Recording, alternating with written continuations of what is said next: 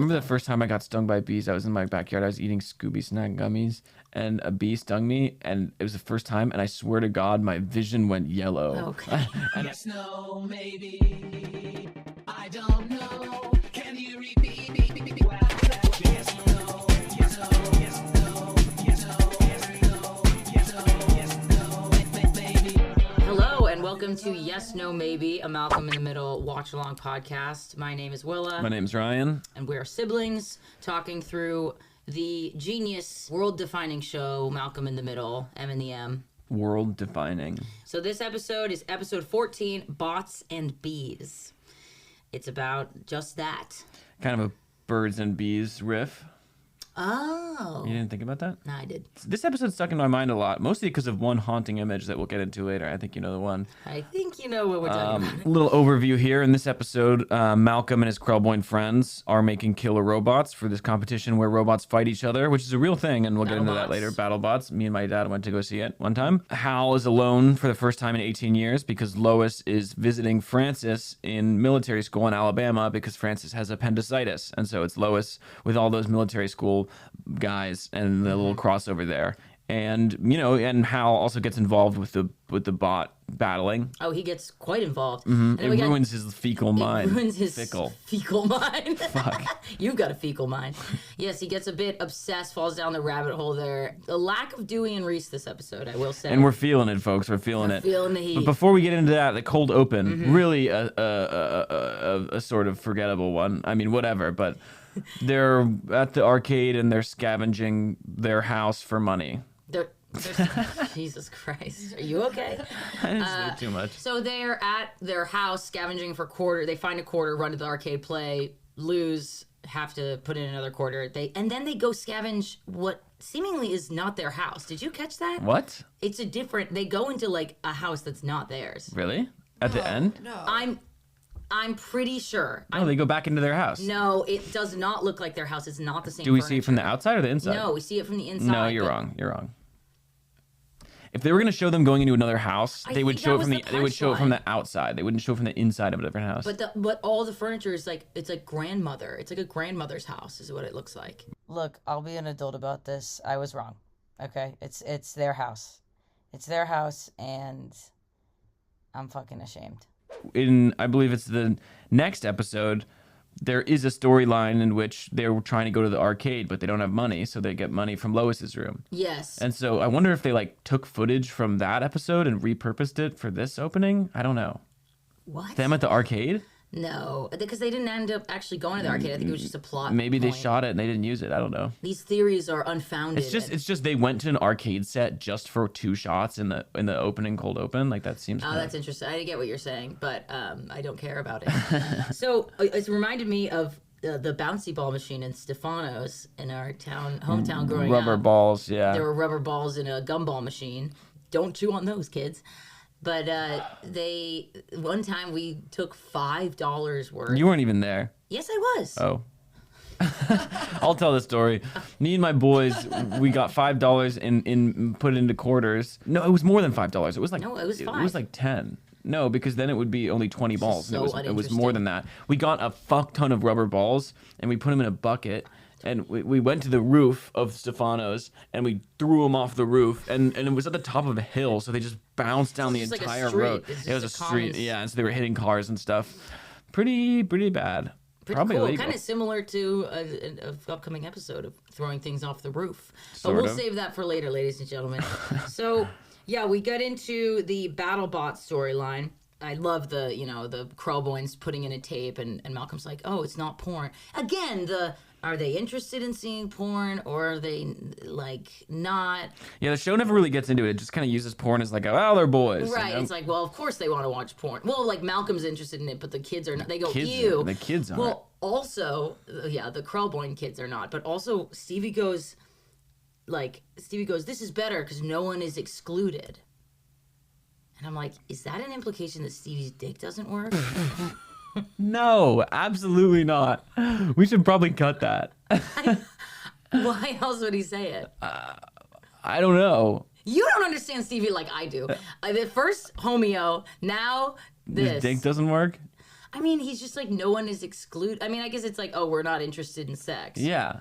I think that's the. It's weird, though. It's weird to give him that line. I have so many questions for Linwood Boomer. Yeah, we'll get him on. Answer my call. Not if he listens to one of these episodes and he come listens to the on. shit that we talk about. I do mean, worry about they this. must have like wrestled with these questions in the writers' room. They probably Does Stevie's didn't. dick work? They did not talk about that. They must have wrestled with these questions in the writers' room of what the kids are thinking about, what, you know, where the line is, how many, like, how sexual with a joke can we go before it's not okay? Stop clicking your pen, I'll shove it up your nostril, hit your brain. I'll tell you what, there are a few gay jokes in these 2 episodes. There are a few gay jokes. And they're not like at the expense really of gay people, but it's sort of like a 2000s thing where you're like being gay. Yeah, Huh? it's like, And oh, you have a husband. it's like a half punchline where they're not making a punchline, but they're sort of like, Yeah. You know, it's like, I don't know. Yeah. It's funny to see. It's like a transitional period. Thought this was porno. Ew, no, this is better. And no one's excluded. The Krellboynes say to Malcolm, you know, we can't make this BattleBot at our house. Our parents are too strict, but you have seemingly no supervision. So Malcolm's like, well, yeah, that's true.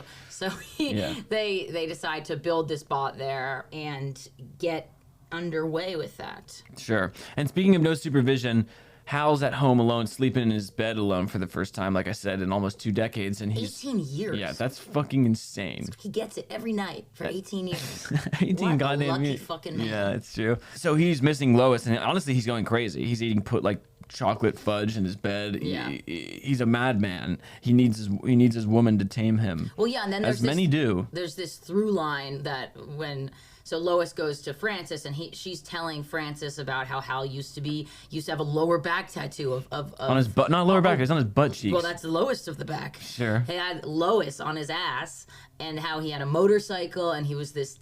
Like, Smoked there's this, like, cigs. story about, you know, the woman tames the man, like, kind of thing, and she's completely... Well, I think a huge part of that is that Hal can't sleep. That's part of why he's going so crazy. I think that's true. Yeah, he can't sleep. Yeah, you're right. You The think first he time we can't see him, sleep with... Yeah, the first time we see him, that's true. That's the That kind is a of good point. Like, the whole thing is that he can't fall asleep, and then he stays up all night eating in the bed. Right. But he can't sleep. Yeah, but and That's so, why in the last shot, his eyes are all bloodshot. He looks Right. crazy. But also, like, I he think can't- it's true that, like, Lois is reiterating this idea that, like, without her, he reverted, or, like, Yeah. he could revert to his animalistic crazy man state. ways. I think both are true because he started smoking cigarettes, and that's a big part of it. Ugh. Let him smoke. He looks so I goddamn know cool he looks doing really it. cool doing that. Oh, hey, son. What are you doing? I just thought I'd help you kids out with your robot. You know, it's amazing how much you can get accomplished when you don't sleep at all. But yeah, I do like hearing Lois talk about young Hal and how he was like reckless, like the boys are. It's like we've talked about this life cycle of the boys, their craziness, where it's like Right. Francis is a little bit more reformed. Right. You know, he's in the process of getting better. Right. And Lois talks about like, oh, one day you'll have a wife and you'll settle down, which is true. He Right. then marries Piama and he becomes chill as hell. Spoilers. Oh yeah, Halo doesn't know about that. I forgot her name. It's Piama. It's Piama, and Wow, she beautiful name. is stunning. She... Looks like you're drawing a little picture of her. She is perfect. Can't believe my mom missed them putting my catheter in. Maybe I should take it out so they can reinsert it when she gets here. Now Lois is at military school, and honestly, Francis being a total bitch this episode. I mean, Absolute Francis dickhead. is a little, like, worm, But what's funny is that Lois shows up and immediately bosses up on Spangler. Because Spangler's Awesome. giving Francis homework, and she's like, you're not going to give him homework while he's injured, blah, blah, blah. And it's like, she is so Francis in this moment. She's standing up for the little guy. She's Right. being righteous. Like, the writing is so consistent Yes. throughout the family members, because she's totally pulling a Francis right now. Yep. But Spangler's just like, holy shit, like, she's a legend. And then he He's in develops love a with crush on her. He's in yeah. love with her. I mean, I think there might also be, given that we had the story of Spangler talking about his mother, it's like he respects the powerful mother. Yeah, and he totally. kind of is like, oh my god. I mean, yes, she bosses up on him. The first thing she says to him is, "Where's your eye?" Yeah, I know. That hello. part I was like, can you hear too? And I was like, Mean. what the fuck? Yeah. But he kind of likes it. Like, I think he kind of likes this, like, whook. Mm-hmm. Like, you know what I mean? Speaking of Francis's storyline, we can go no farther without saying, guys, Stanley is unfortunately gone from the show. The last episode we saw him in was the wilderness retreat, where he got really mad at Francis for staying home, and I guess he got so mad that he Killed himself. unfortunately His beautiful, beautiful body was shown off for the last time that episode. they and, bared it all, and and apparently, yeah, he's just gone. he's just gone. Either he left, maybe Nana has a fever again. 4 words. Nana has a fever. If you guys know what happened to that actor, leave your thoughts in the comments. He's gone. He's never in the show anymore. Right before the end of the first season, he's just out of there. It's so weird because like he has such an outsized like presence in my mind day to day. No, but he has such a big. Yeah. Like, I figure that he's in a big part of the show. He's in some classic episodes. Yeah. I mean, we're almost done. We have 2 episodes left in season 1, and, Yeah. and there's some fucking classics in this season. Yeah, But bizarre though. But it's weird that he's gone. He's replaced by a new friend. What's his name? Well, there's Eric who comes in later, but then there's that Yes. smaller guy. So goodbye, Stanley. R.I.P. Stanley. We loved your weird energy Yeah. and your confusing relationship with Francis, and we miss you. We miss you every day. We miss you every day. We've got Francis obsessed with showing Lois that he's suffering. And Lois is not having it at all. And everybody in military school thinks Lois is fucking chill as hell. They all love. Yeah. And he's super embarrassed by her. And he's like, oh, she sucks. She's being nice on purpose. She's trying to whatever. You know, he's in his own head about it. It reminds me like our mom. I don't know. Sometimes like when I was a kid, I was like kind of like scared to show my friends to her or whatever. And like I was scared she's going to freak out. But I feel like nowadays when my friends meet her, they actually think she's cool. Yeah. You know? Yes. Because she is like a cool person. I think we do have cool parents in that they're very strange. Yeah, I think our mom was like very yelly as a kid, so like she would yell a lot, and that's very off-putting and scary for kids. Yeah. But she also is very funny, very like strange, doesn't really have like total boundaries, so she'll just like talk about whatever, and that's fun and cool in its own right. But there's just like some anxiety there of like, is she gonna be yelling or is she gonna be fun? Like, you know. God, she is magnificent. Hal and Malcolm's storylines kind of converge because Hal's going crazy because he's not sleeping, and then he gets addicted to BattleBots too, and he comes up with this BattleBot machine that shoots bees at the person controlling the enemy BattleBot. A bizarre concept that is not fair. The Krellboins are like almost he's a monster, you know. He's coming up with this idea that attacks the very BattleBot user rather than the bot itself. And Hal's just like maniacal, as Kayla mentioned. He's got these like red rings around his eyes. Hal's reminding me of like a father, a parent that gets super involved in like a kid's project or something, to the extent that they would almost take it over, which I mean, I kind of did that to Dad. I feel like with a few science projects in school where I'd be like, help me out with this, and then he'd really like do a lot of the work. Yeah, but it's like Hal's kind of degraded back to his crazy side, like we mentioned, and it comes across when he's building this BattleBot, and he's obsessed with pain and destruction. Right. So you said that you went to BattleBots with Dad. I think I might have too. I went to this fair called the Makers Fair in, I guess it was like San Jose or something, with my dad when I was a kid, and it was like, you know, a bunch of nerds making stuff, and one of them was a BattleBots arena, and we watched it, and it was very fun and loud and brought a lot of sparks, and it was just cool to watch. And I do remember I told all my friends about it at school the next week, and I just lied about what it was. I was like, yeah, they have like guns on them and shit, and they're just like shooting each other, and like one of them fucking blew up and shit. And people were like, whoa, what the hell? But no, they're just using like, they have like saws on them, and they're like and it's fucking Guns cool. Is so funny. Yeah, I told them like, yeah, they had a machine gun on it, just lit the other robot up, blew up. I told them that, and they were like, holy shit, that sounds fucking awesome. So funny, because you just like were playing so many video games that were so violent. They were like, wow, that sounds amazing. Like, we should look it up. I'm sure there's a video online. I was like, no, there's not. And I remember something. I remember that actually being a thing where I used to lie to Dad a lot because I would like tell him stories, and like I would exaggerate a ton. Yeah, and I would just make shit up. When I was like 6, 6 or 7, just make stuff up. And sometimes he'd be like, wow, that's crazy. Like, I'm sure that's on YouTube. And I would often be like, no, I've checked, it's not. You can't find it. Because I didn't want him to know I was lying, but I'm sure he did. Yeah. One time I was reading a Star Wars book. I'd started a Star Wars book. I was like 2 pages in, and my dad was like, we were on a hike, and my dad was like, oh, what's the book about? He thought I was way farther in it, and I just lied for an hour. I just made up a story as we were walking the whole time, just making shit up about like just what's going on in the story. It's a very Dewey move. Probably made no sense. Yeah, It had something to do with a sky bridge, like a bridge in the sky. I inferred from the name. A special shout out to that scene where Craig comes to Hal, and he Interesting pronunciation of the I name think it's Craig. just funny. Comes to Hal, and he thinks that Lois is sick first of all, and then he thinks that Francis shot her, which is really funny. He's like, I knew it. I knew he was good. He was a dangerous kid. Craig has kind of gone away in the last couple episodes. For He like hasn't half a had season, it. but he kind of becomes a regular player later on in the show. Yes, definitely. I think they realize how awesome he is and bring him into more of the front. Lois will get through her operation. She is a fighter. No, Craig, it was Francis. Oh my God. Did he shoot her? I knew it. So one thing about Hal like taking over this project is he kind of is an engineering genius too. Like he clearly has this latent, like obviously for comedic effect, he just makes this amazing thing, but he clearly has some smarts to him, which we never see from Hal. Like Hal's always the bumbling, doofy, although great, albeit graceful man.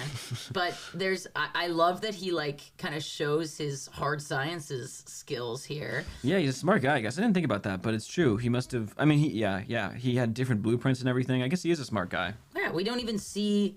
I mean, I don't even know what he does for work still. So yeah, it's unclear. Yeah, and that becomes a thing later on in the show. Yes. Shout out to the moment where Dewey has a soda pile, and Malcolm asks him how many sodas he had, and he goes, "I don't know. I don't know. Scared me. I don't know." Dewey's a little crack addict looking. Like he's like kind of like a. He looks like a. He should never try drugs. I mean, I think he would love them. He would love them. He'd become addicted to them instantly.